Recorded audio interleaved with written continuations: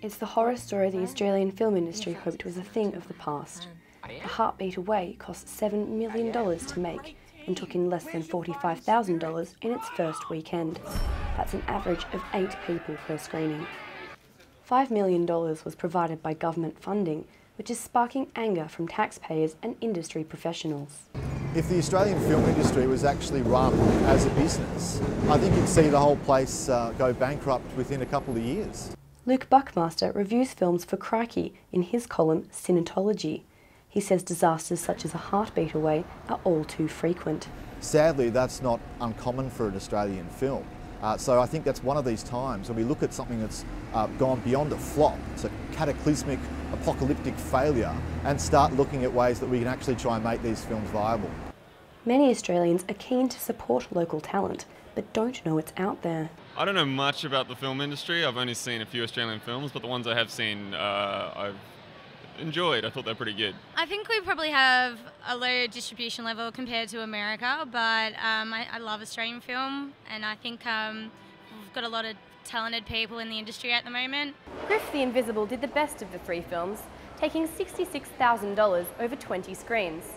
In complete contrast to A Heartbeat Away, the film got rave reviews, but had too little funding to generate any real promotion. Despite having little mainstream success, the film flourished here, at the independent Cinema Nova in Carlton. That movie, I believe, opened at about 6 different screens across Melbourne. It's only been successful here. Elsewhere, it's been very, very poor. We're really proud of the fact that it's found success here. Cinema Nova has a history of supporting local film, and some of its most successful films have been Australian products.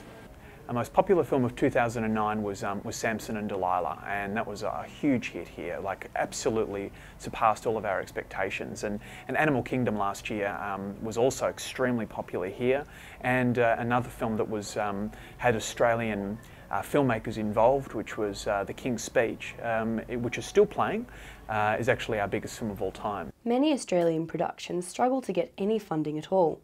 Budding director Jason Aubrey was ineligible for government funding, so has tried turning to private companies. We've gone to companies like Vitamin Water and Milo, hoping to get some product placement.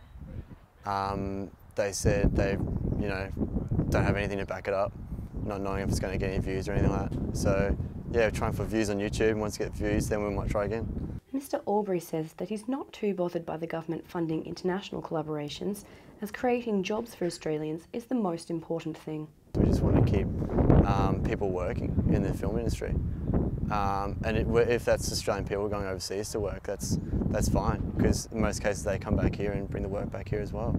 Keeping the Australian film industry commercially viable while preserving our culture is a difficult balance to maintain.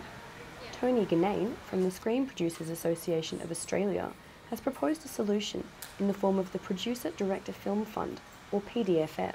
The PDFF tries to create a funding model for films in that middle range, a loan fund matched by distributors to bring distributors more aggressively into the production analysis very early in the piece, much like the success that we have in Australian television, which is massive compared to what we have in Australian feature films. Until funding is more fairly distributed, a successful, sustainable Australian film industry is a long way off.